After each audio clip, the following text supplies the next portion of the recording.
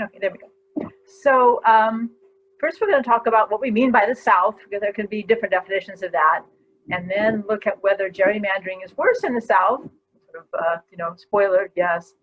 Is this because of race? Also, yes, but not entirely. I mean, it's a variety of factors. And strategies to overcome gerrymandering, beginning with trying to use the courts, which we've done a lot of, obviously, legislation to actually change the system, and public pressure to improve legislative performance, whether that is getting legislation or just using the systems that are in place.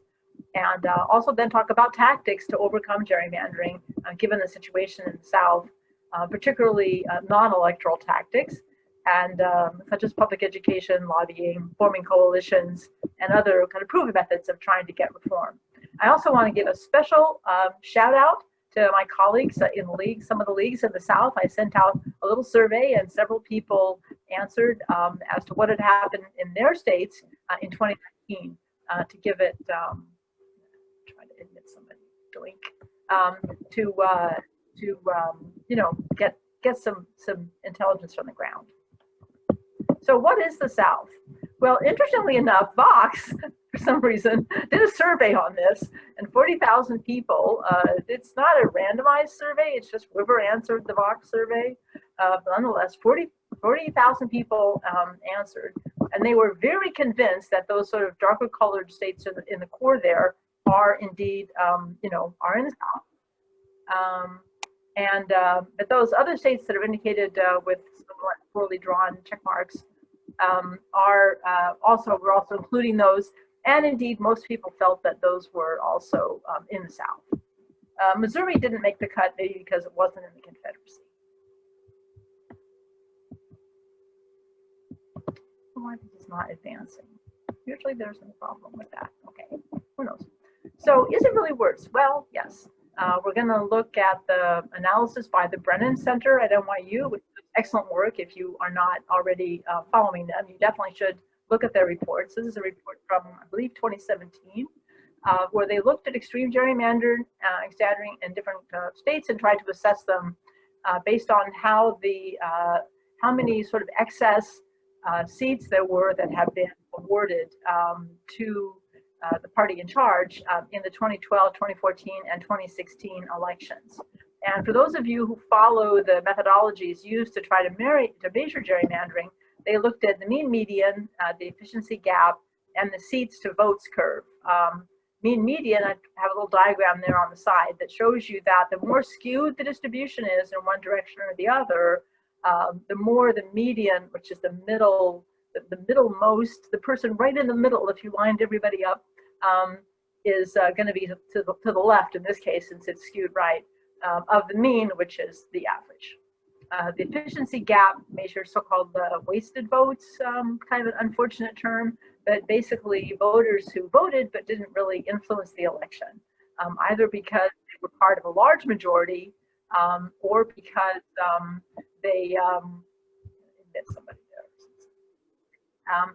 or because they voted for somebody who did not win. And the seats to votes curve reflects the idea that if you get a larger percentage of the votes, you should get a larger percentage of the seats. And that measures whether or not that really happens, or whether it's kind of sticky and get more and more votes, but the seats kind of stay about the same. They looked at the difference in the ratings depending on who drew the maps. And in particular, they looked at all of the options, and I'm going to talk about the other options. But the one that really stood out, and you'll see that more in a minute, was the states that were under Republican control of the legislature. As you know, in most states, including basically all the states of the South, the legislature draws the maps. And this is kind of an ugly little diagram, but any of the ones that are shaded in there are significant in the sense that they're statistically valuable. They're unlikely to have occurred, by chance. And that was basically anything that was over 1.75. don't worry about the particular values, but the higher they are, the worse. So in general, so you can see that the southern states, you know, a lot of them were bad actors. And I was going to, sorry. So the ones that are orange were, or orangish, are ones that were drawn by the legislature. And then the ones that are green are ones that were modified by the court. And there's a separate category, which I'll get back to, for ones that were drawn from scratch by the court. As you can see, a lot of the southern states were sort of bad actors. But gerrymandering, I compared the averages across the two groups of the South and non-South, and gerrymandering was more extreme outside the South slightly, but it's pretty bad in this group of states anyway. And it's interesting, if you look at it, you can see that in general, not uniformly, there's a tendency for the degree of significance to decline over the three elections. And it may be that's because politicians get better at dealing with the gerrymander. The other party goes, wait a minute, they're more strategic in how they use the districts that they have to be able to win more seats. Or, you know, it may also reflect the continuing shifts in the demography over that period of time, enough to kind of undo a gerrymander. And in some cases, when the courts did draw the maps, they tended to improve them, but they still, many of the court drawn maps, or basically all the ones in this category, were still leaning in the direction of being a gerrymander. And that probably, sort of speculate, and we can discuss it in the Q&A if you have ideas on that, it may be that the courts just feel that they have to be careful in terms of their legitimacy to overturn something that has been drawn by a legislature, and that they're hesitant to really go in there and redraw the map wholesale. And as a result, you know, the changes are less than they might have been. But you can see that the southern states accounted for a pretty good share of the total.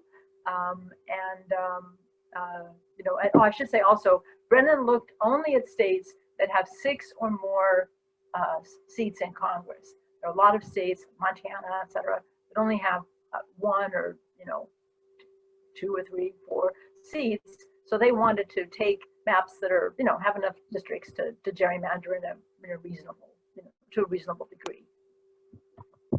So what about the rest of them? You say, well, why is that Republicans? Why is it also including Democrats? Well, here's why.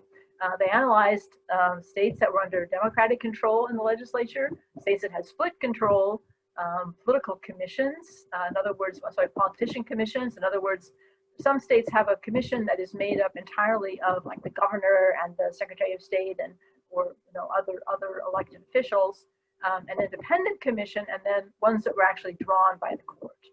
And as you can see, really in the case of the Democrats, out of the 9 total, there were 3 states and there were 3 elections, so 9 total, you know, cases in that were under the control of Democrats in the legislature, and only one of those had a significant, you know, degree of gerrymandering. And in the rest of them, I mean, the political commissions, as well as the independent commissions, and the court drawing on its own, and even split control, there was, you know, there was much less, in fact, none, no instances of egregious gerrymandering in those maps. So the southern states account for most of the really bad actors, but the level of significance, in other words, the kind of the degree of confidence that you have that this really is a gerrymander, is higher in the non-southern states. But really, it also is worth emphasizing that where there were commissions, you know, there were more and more commissions being created. There were a number that were created in 2010, and there's more that were put in place in 2018 for this round, and they actually have performed pretty well so far. And the courts also did better when they were drawing a map from scratch and didn't have to give as much deference to the legislature as when they were modifying seats. So race complicates redistricting. I think we should know that by now, but you know, there's some people that I wouldn't think would ask that question that have asked that question. Race, is that a factor? Like, I'm kidding. So I have over here on the right some basic numbers about these are population figures, not voting age or anything. between the non-white population and then within that, the Black population in the South and the non-South. As a country, as we know, the size of the non-white population and of course within that the Black population are both increasing, particularly the number of Hispanics. We should be paying more and more attention to that as we go along, because like in North Carolina and in many of the states in the South, except like Texas, the Hispanic population has moved to the country relatively recently, and as a result, many of them are either not eligible to vote or just haven't really gotten into the habit. But as the years go by, that situation is very rapidly changing. So first off, we have traditional attitudes, otherwise known as systemic racism, that make legislatures apparently feel that it is hunky-dory to try to diminish the power of another group, most of them being white, in order to gain power. It's, there's no point being around the bush. And in addition, particularly in the South, you have this intersection of race and party affiliation and residential patterns. Since I moved here a few years ago, I've kind of been surprised to learn that not only, is there racial segregation in the cities, which, everyone knows that, but even in the smaller towns. So that makes it pretty easy to gerrymander, because, you can clump precincts together across the whole jurisdiction that have racial differentiations. And there's also a desire on the part of some people in political life, and for that matter in the voting population, to hold back the hands of time, to say, well, it shouldn't be the case that we are sliding into being a minority, and we can fix that with a few taps of the keyboard. We can keep our power. And as I mentioned, the growing Hispanic population, there are more than, which everyone knows about Florida and Texas, but there are now more than 1 million Hispanics in Georgia, and close to 1 million, probably more than 1 million in North Carolina at this point. I always like to quote Justice Kagan from the Supreme Court, who said that in the South, racial and partisan redistricting are pretty much the same thing. So indeed, that has certainly been our experience. And on the right, you can see that there is quite a bit of variation in the percentage of the Black population and the total non-white, including Hispanics in particular, but also Asians and Native population, other minorities, whatever. So you can see that there's quite a bit of difference there. I've highlighted the ones that have, this is not really apropos of gerrymandering exactly, but I happened for some reason to be looking for some information on which states were the slave states, to be sure I had that right. So I popped randomly a set of all of the declarations or whatever in which the legislatures, the resolutions by which they withdrew from the United States before the Civil War. And whereas sometimes people do claim that the Civil War was not about slavery, indeed 3 of those resolutions actually specifically mentioned that they were joining the other slaveholding states, or that this had to do with slavery. So just in case anyone had any doubts about that, but probably don't. So what about the courts? We know that the courts have been very active in redistricting, trying to do something about that, and often people, including the league, will bring lawsuits to try to overcome a gerrymander. And Brennan, again, tracks those cases very actively. You can find just about any document you want on lots and lots of cases, across the country during this cycle, which is to say since the 2010 redrawing. And cases were brought all together in 17 states, and 10 of the 12 southern states had lawsuits that related to redistricting or sort of similar matters.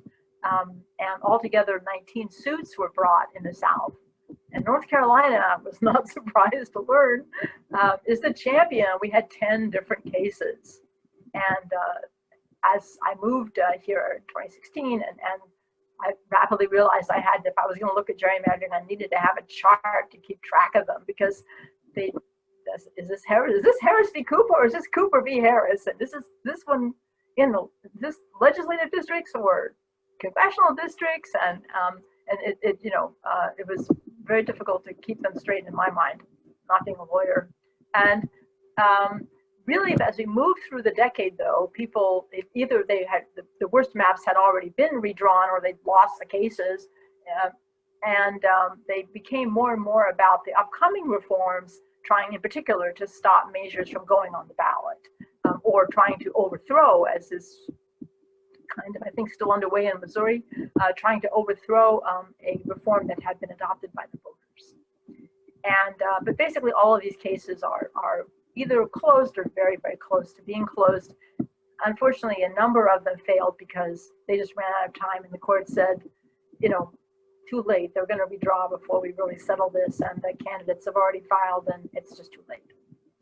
There were several cases that led to redrawings, and actually we had 4 different redrawings of the complete state in North Carolina, 2 congressional and 2 legislative. But there were also, we have to recognize that in the courts there were a number of major setbacks. 2 of them really stand out. The loss of the Voting Rights Act pre-clearance process, under which many states, including 40 counties in North Carolina, but not the others, had to go to the Department of Justice to get their permission before they changed really anything that had to do with voting, and that included, included the maps. And they had to, and that was it. This was under Section 4 of the Voting Rights Act, and that that is a problem, because Section 4, which specified the conditions under which a state would have to go through pre-clearance, that was overthrown when Justice Roberts, somewhat strangely, said that, hey, everything's good. Those are old days when we had to worry about that racial discrimination stuff. Not quite sure where he got that idea, but anyway, that's what he said. And so they threw out Section 4, and that killed the whole procedure. In a case called Shelby v. Holder, and in fact, the pre-clearance process, there's an effort now to try to bring it back, which would be very good.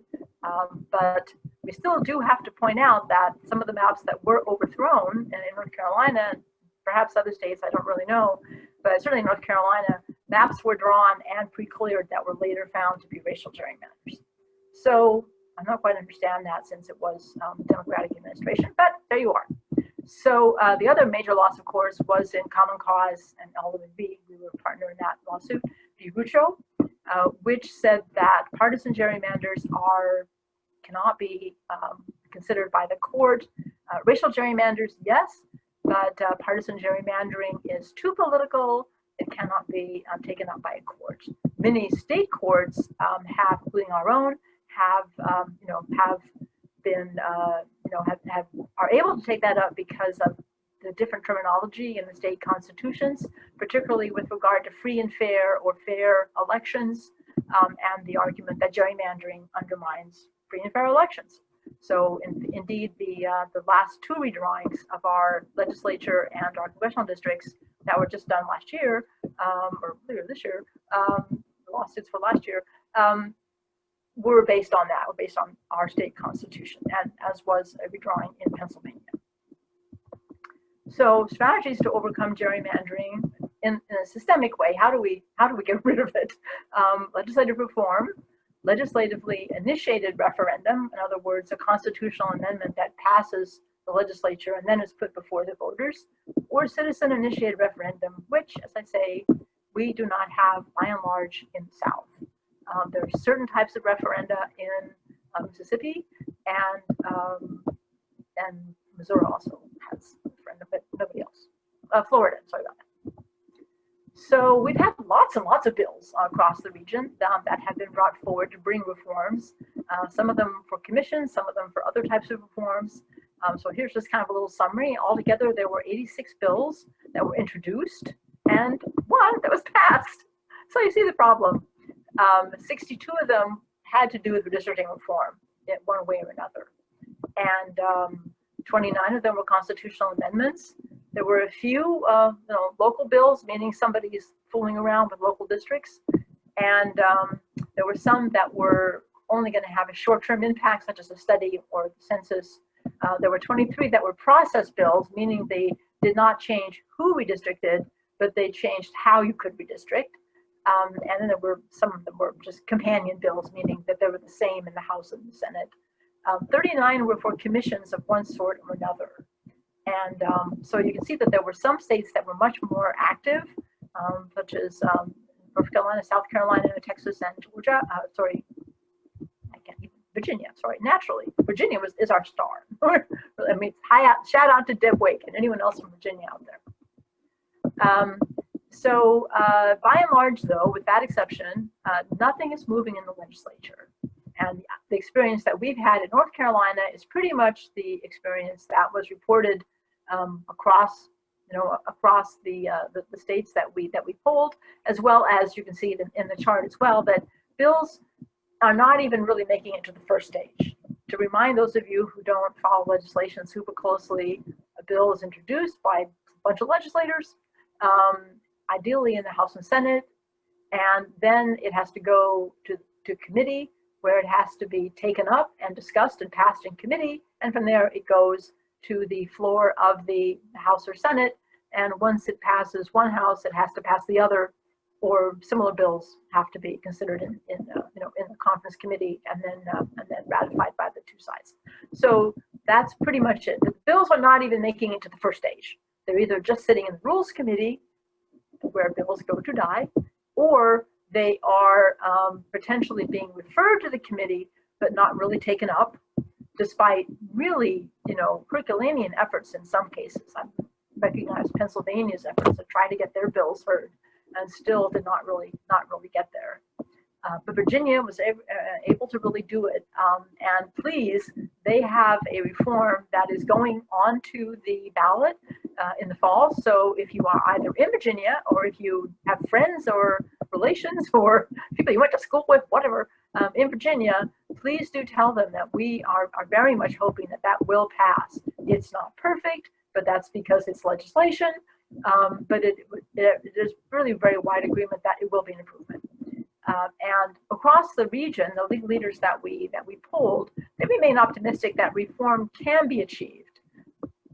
Perhaps not this cycle in time for the redistricting, which will start next year, but early in the coming decade. And but really, it depends on all of us to get it done. And coalitions are a key part of the success. So I tried to look at the different states in our little study group of 12 southern states to see what kind of coalitions were out there. And there's quite a variety, although some of them look like they're either fake or dead. It's kind of a complex picture. I did put a little Missouri one in there. We have ours and Fair Districts NC, but Fair Maps Texas, there are a number of coalitions out there. Georgia has a couple. And in fact, here's a more detailed kind of layout of what they're called and what states they're in. So the coalitions, though, looking at them in terms of their membership and so forth, they don't seem to be as strong as the ones that we have seen in other regions. And I don't know whether this is because, I kind of have a personal theory that the sort of civic participation in the South does not seem to be as strong as it is, say, in the Midwest or the West, where I'm from, for whatever reason.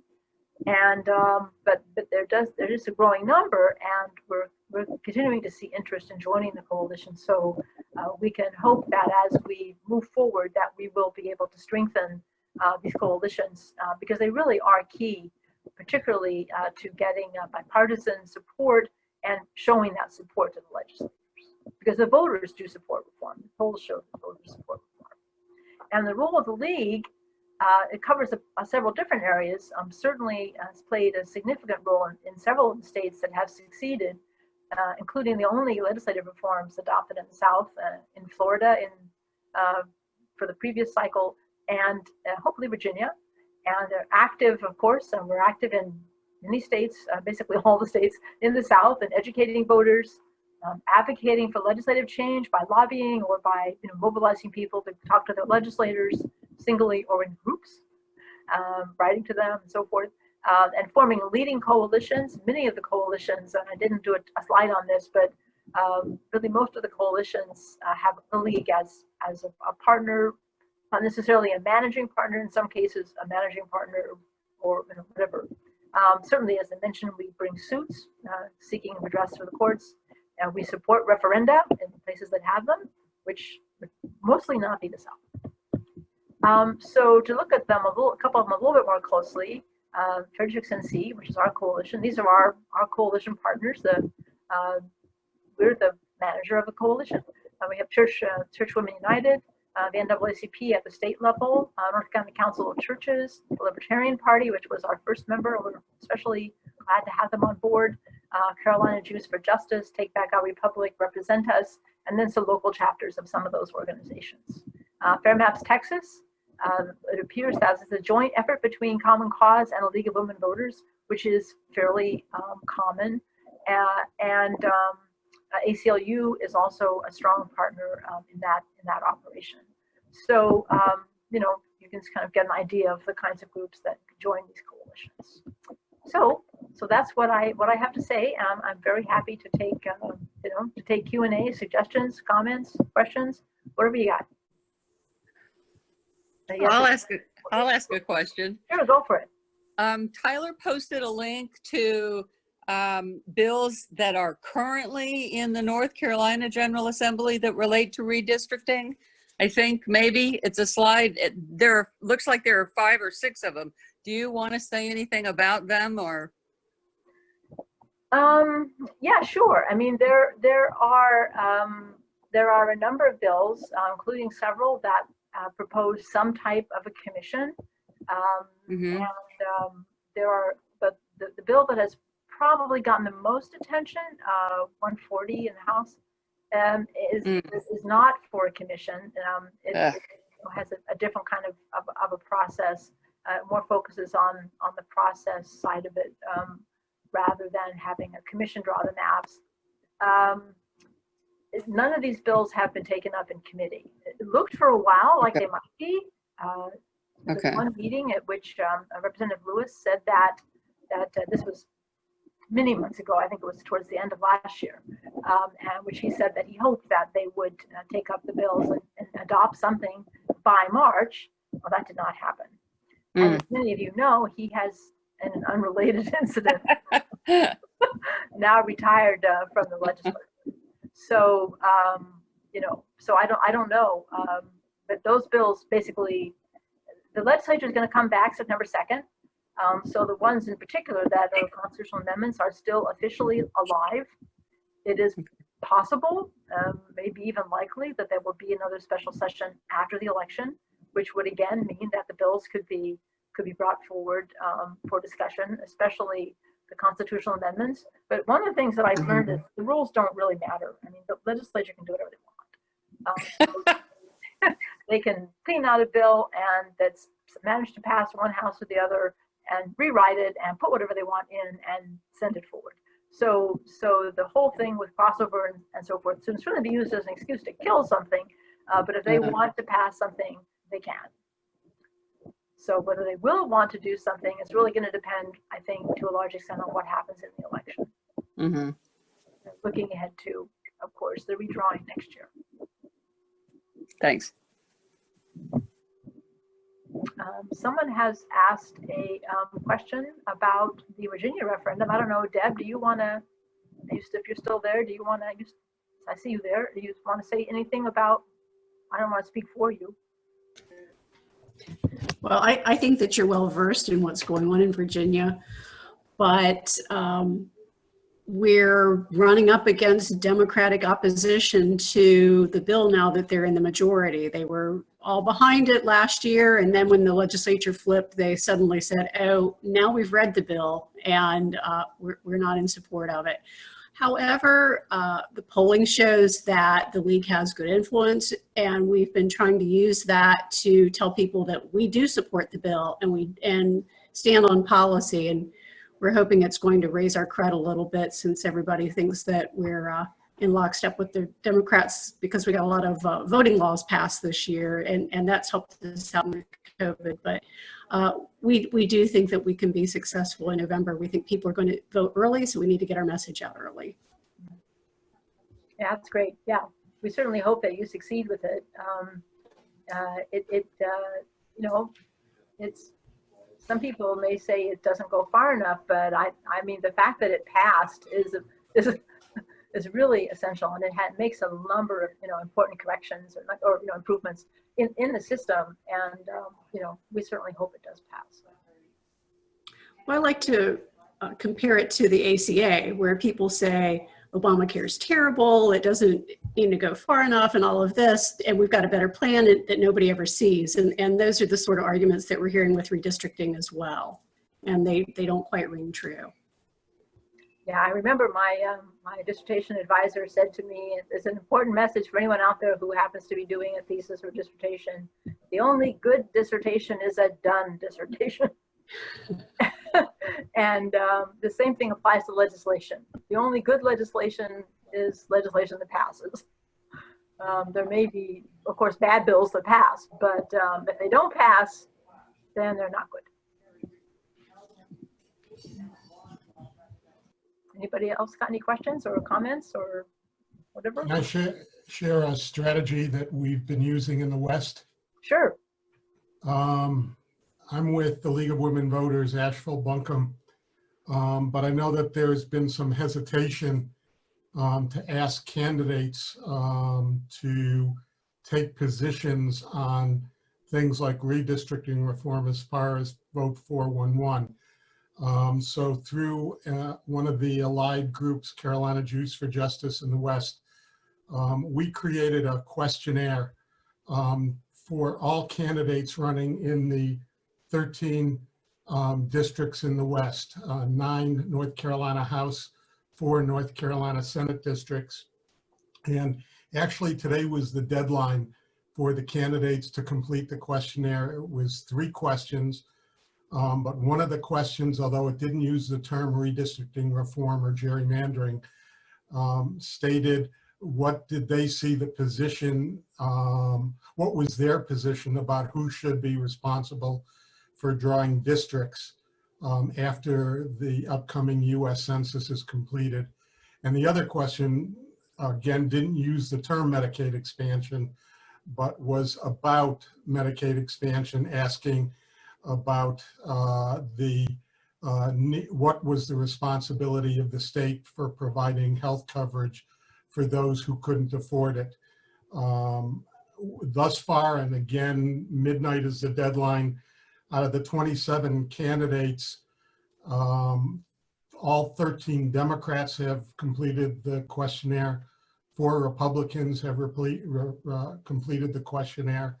As of September 1st, we're going to put that into a report that we're going to share widely in the West.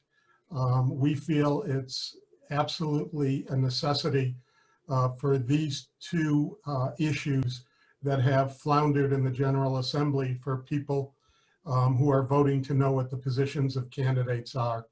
And we're hoping that that will move people to vote for candidates that support more of a citizens commission, taking it out of the hands of the General Assembly, as well as for Medicaid expansion.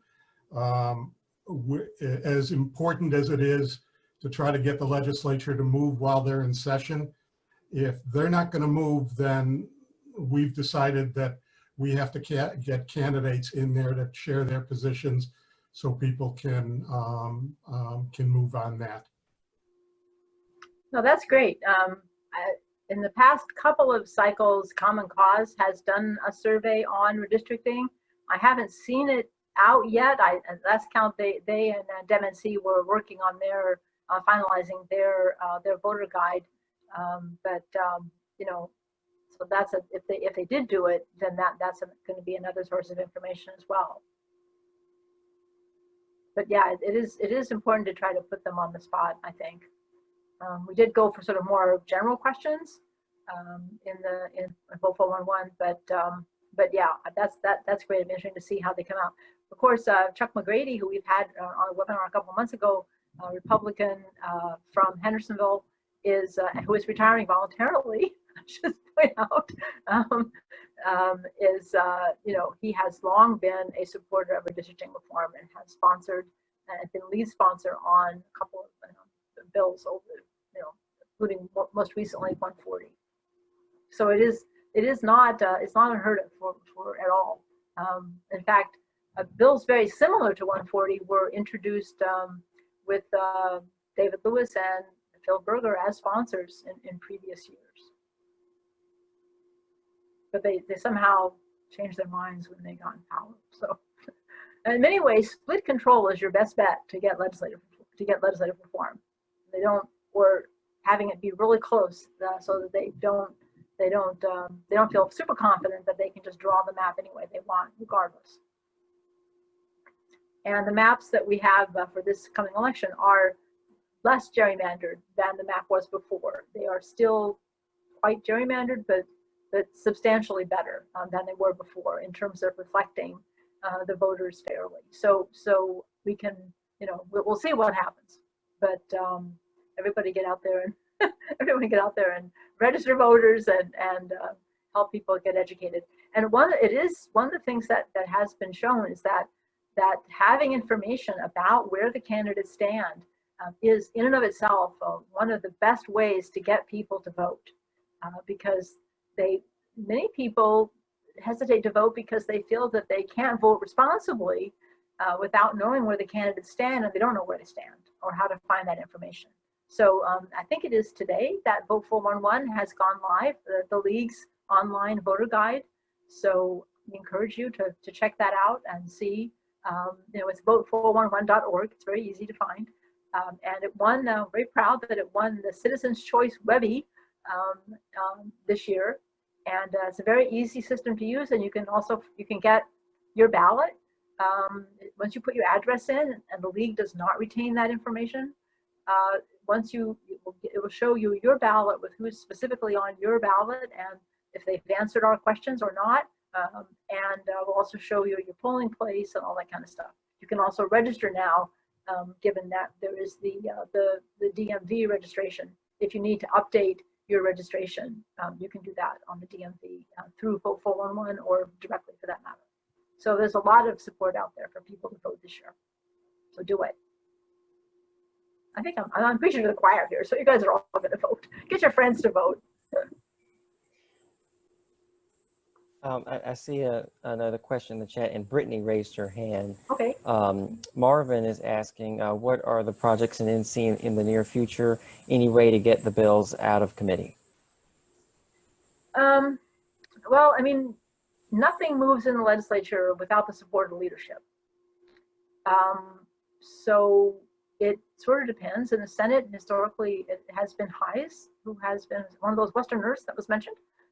Senator Hayes in the Senate, and it was David Lewis who was really the key person in the House. I mean, putting pressure on them to bring them forward is, something that will happen. But really, frankly, I think that what will make a difference is what happens in the election. If it's more evenly divided, or if there's one party controlling one house and another party controlling the other house, that is really the best kind of scenario to get reform. And we'll see if that happens. Who knows? I don't know.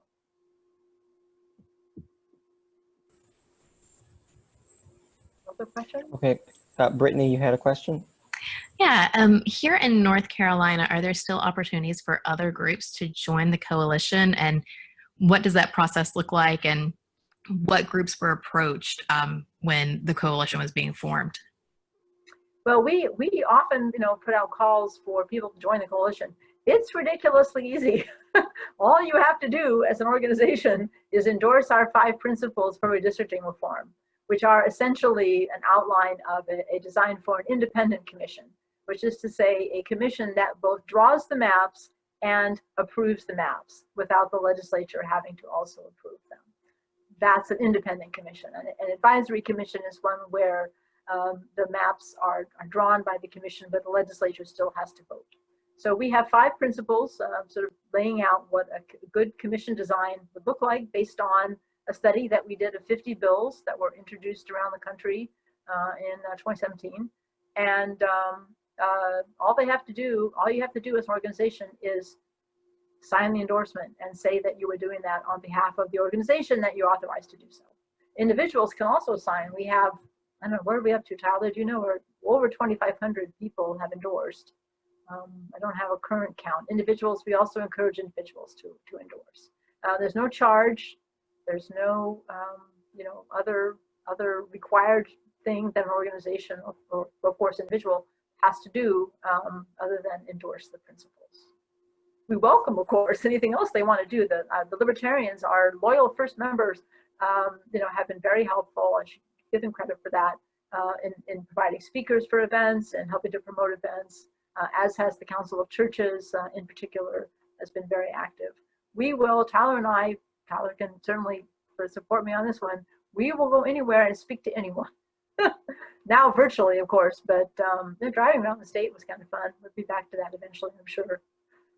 So that's it. Organizations are very welcome, and unless it's a very weird organization, I can't imagine we would turn them down. I mean, yeah, I'm sure there's some organization out there, the Klan, for example, if they wanted to join, okay. But basically anyone else. QAnon, are they an organization? I don't think so. Websites can't join. Yeah, we're over 2,700 endorsements. Great, thanks, Bob. So, Great, thank you. Anne had a question about when the census is going to come out. When, I'm sorry, when what? When the census is going to come out. Oh, well. I'm sort of hesitating because it should be an easy question to answer, but it isn't, right, naturally, in the current situation.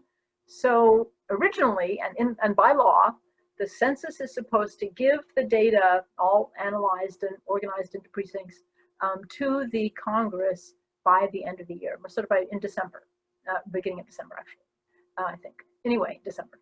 And then that is supposed to go to the states in April. The census said, this is not happening, people, we need some more time. And so they asked to extend the data collection and to extend the date so that it would go to the president in April and then would go to the states at the end of July.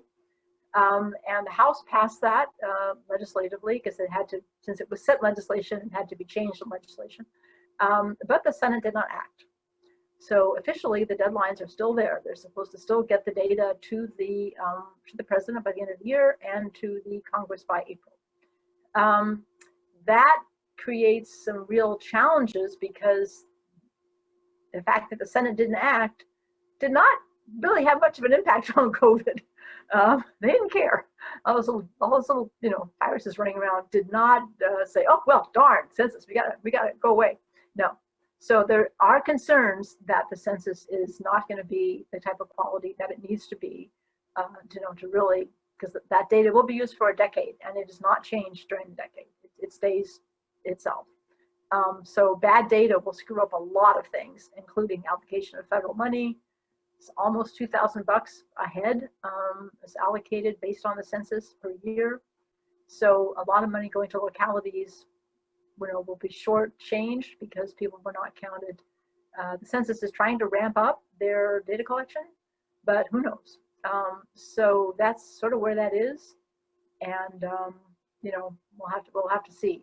The real deadline in terms of when the census is used for redrawing, and the redrawing needs to be done in time for candidates to file.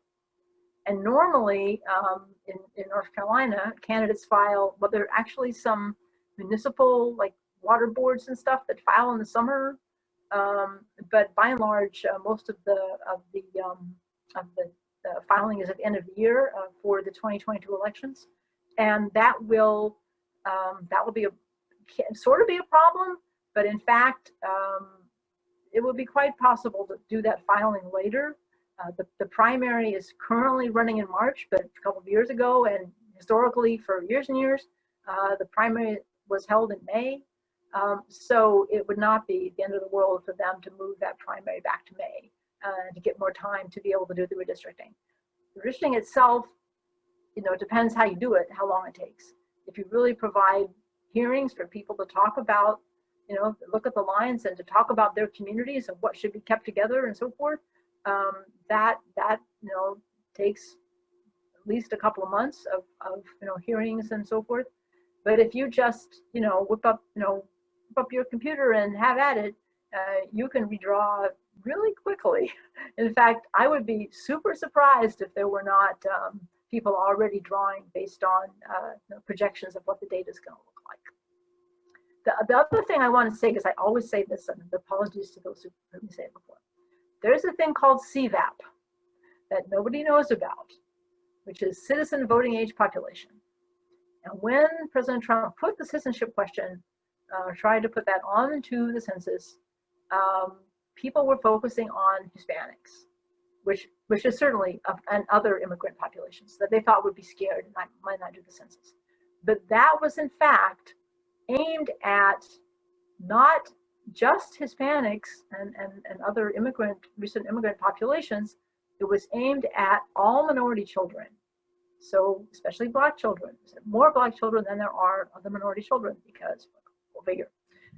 So the citizen voting age population, they want to use that as the basis for the redrawing, not the total population. And they're trying again to get non-citizens, off of those lists. But the real issue is if they are able to redistrict on the basis of citizen voting age population, because that will eliminate all children, because they're not a voting age, surprise, but that will also eliminate them, particularly minority children, because they're proportionately more numerous.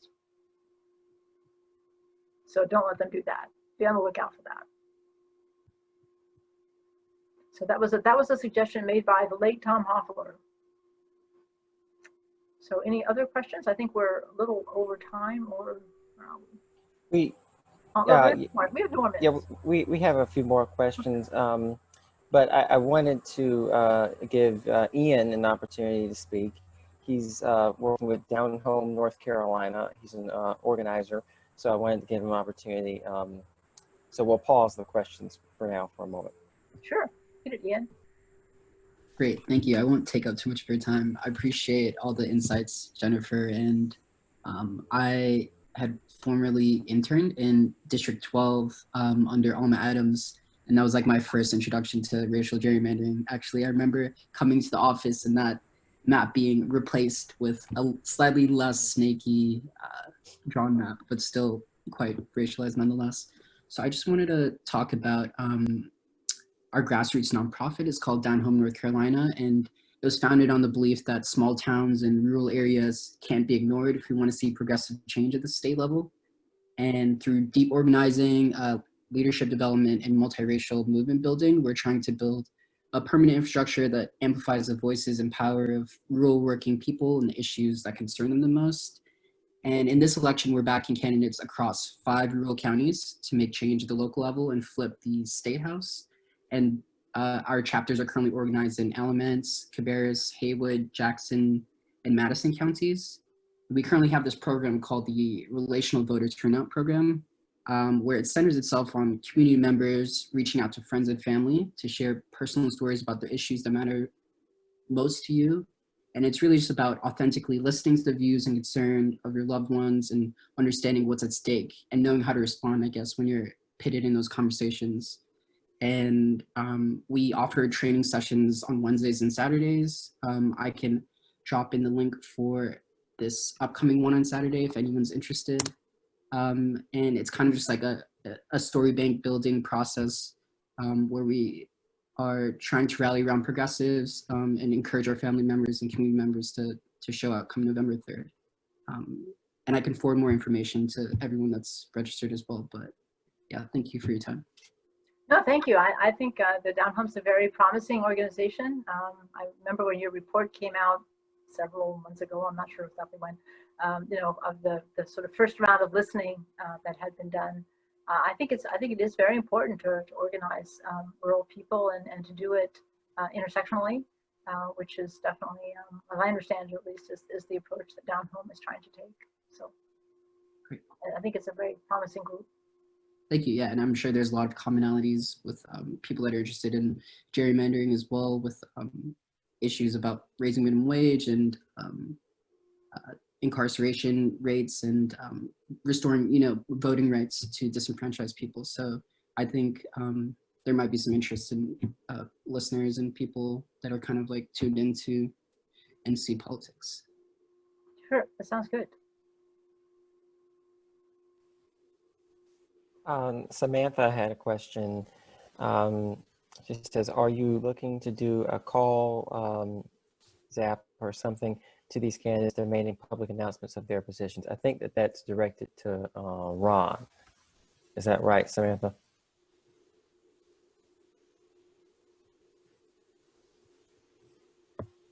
Yeah, I don't know if Ron is still, Ron's still here. Go ahead. Yeah, it looks like Ron's a question about your guide, I think.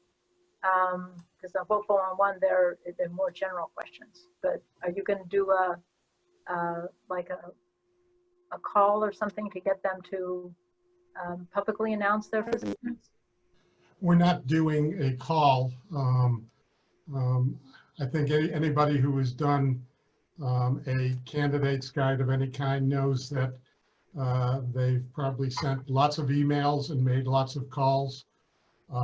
And you can only go so far with that. We had potential constituents make calls to each of the candidates saying that we wanted to know what their opinion was. And I think the reality will be, we stated in the information we shared ahead of time that if you do not respond, that we're going to list or state that you did not complete the questionnaire. So that will be how we will share the information. Quite honestly, that's about the best you can get. We're not into threatening in any way. The key for us is giving them an opportunity to share. And if they don't, I think most voters, when they see that they didn't respond and see the introduction, which explains the process, how we gave them 29 days to complete a 3-question questionnaire, will get the understanding that these particular candidates didn't want to spend the time to report back to their constituents. Okay, actually, I was talking about the LBC, I'm sorry, the LWD, sorry, with the legislature. Yeah, you're sort of breaking up. Yeah, you're sort of breaking up, Samantha. Sorry. Can you hear me? That's a little better. I'm talking about in North Carolina, calling our representative in a phone and it's I've been thinking that some I'm sorry, it's still breaking up. Can you put it in the chat, or I don't know what else to recommend? Okay, sorry. Yeah, sorry about that. No, I'm happy to, whatever your comment is very welcome, but I can't understand it.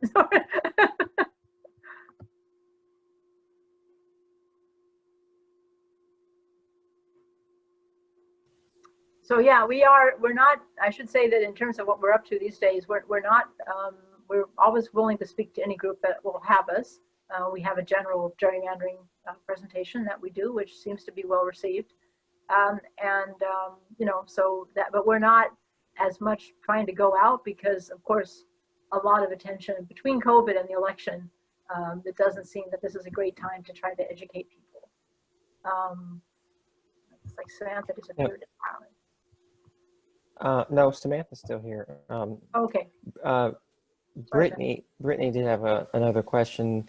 I'm not sure what this was referring to. She says, how will all that impact local redistricting for things like county commission and city council? Okay. We actually are doing a study on county commission redistricting in particular. Yeah, she's saying how will the census and the timeline impact local redistricting? Well, the county, most of the county offices, except for I think like water and sewer and stuff, are in the even years, so they won't be as affected. The municipalities are in the odd year, and there are a few of those. Well, you know, there are some of those that have, depends on how they're districted. Smaller municipalities and some larger municipalities have at-large districts, which means that they don't have districts basically, or it's a long story, but basically they're redistricting.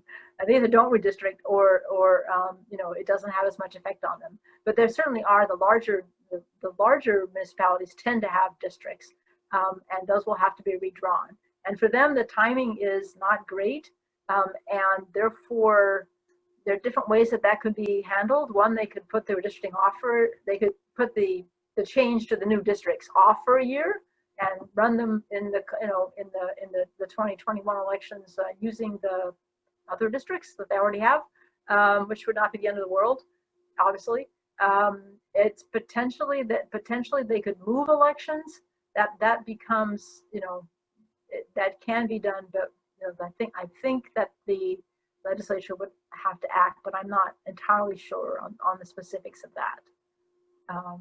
In order to change the system by which they elect their councils and or commissions, that would require that there be a referendum, and that would be like basically impossible to complete in time for the 2021 and or for that matter 2022 election, because you'd have to do the referendum potentially in the 2022 election, say, and then in order to make that change if you at the county commission level.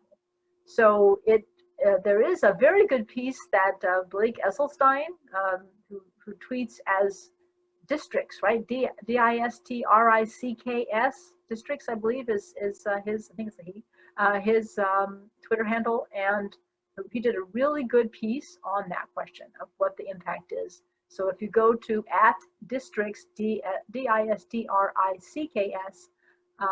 then you can maybe find that in his. It was very recent, like this week, in his Twitter. So it should be in his Twitter. Dr. Rimmer, Ted Hey, Long, can I respond to that a little bit? Absolutely.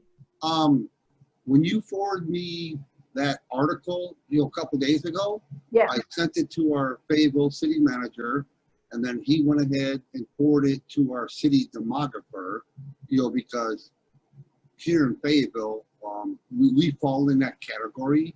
If the redistricting file does not come out on time, you know, I'm not sure if Brittany is in Fayetteville, but they are now doing their research on that to see what legal ramifications, you know, or what they, at least for the city of Fayetteville, nobody else.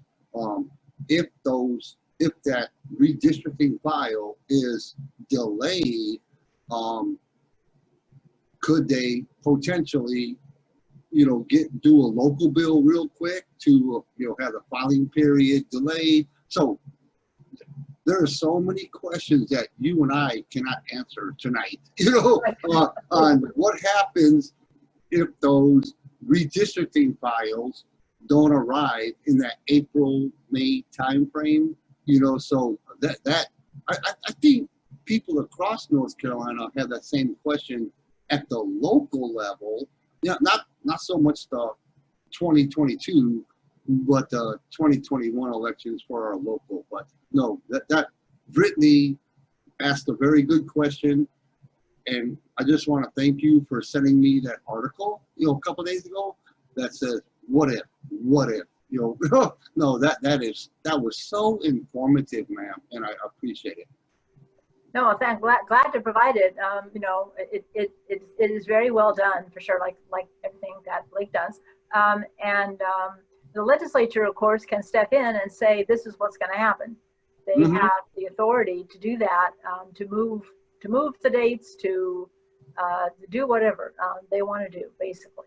And but I think at this point it's very difficult to know. But it is very important, and I would hope that the League of Municipalities and the the County Commissioners Association are also, which is not as affected, but still thinking through like how this is going to work. Yeah, no, but without you forwarding it to me, I would never be able to forward to the city manager and our city demographer for them to start thinking through what if scenarios, and does our local city council need to get with our local delegation to get a local bill to, delay the initial filing period for 30 days, 60 days.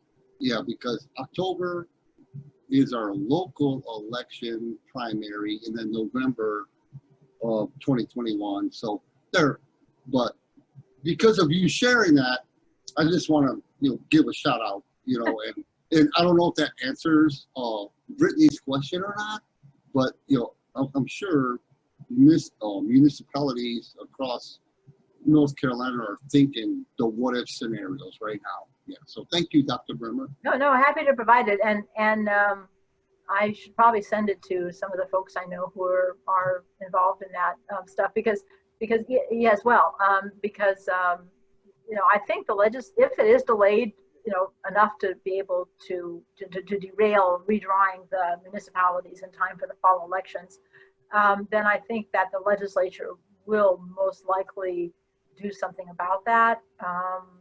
That would also be a reason why, they might have to come back. But we'll see. I mean, everything's up in the air, but it is also possible that they would, postpone those elections by a few months to be able to accommodate that. I don't know. I mean, they can do whatever they want or nothing. Thank you, man.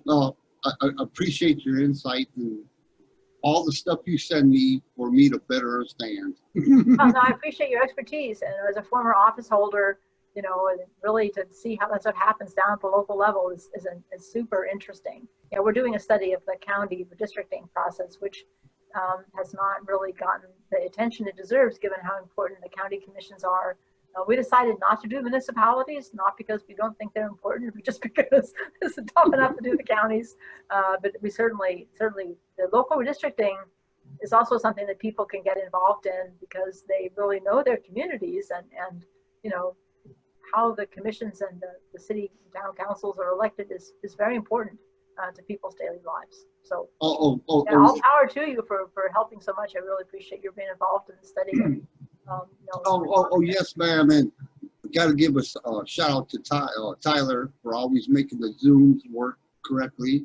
I see a little smile on Tyler's face, so he makes our Zooms work, so shout out to both of you. Thank you so much. Yeah, and Tyler does a lot more than that. I got to tell you, he's not just in charge of the Zoom. He does, he traveled all over the state making presentations, and he does a lot of the analysis and so forth. So yeah, he's super helpful, but he's also got a real job for the time being. So, so he's not as available to us as he was, but we're glad that he has gotten a job in this day and age. Hey, go Tyler, go Tyler.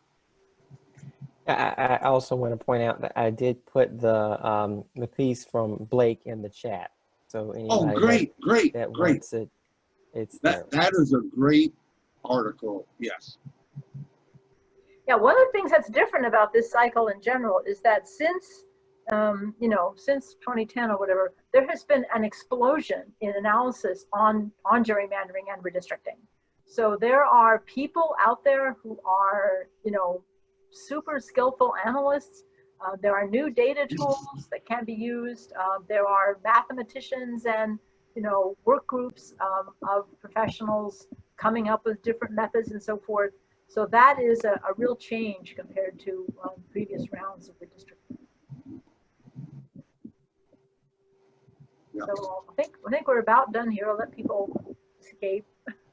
Last chance, anyone? Thanks a lot, everybody.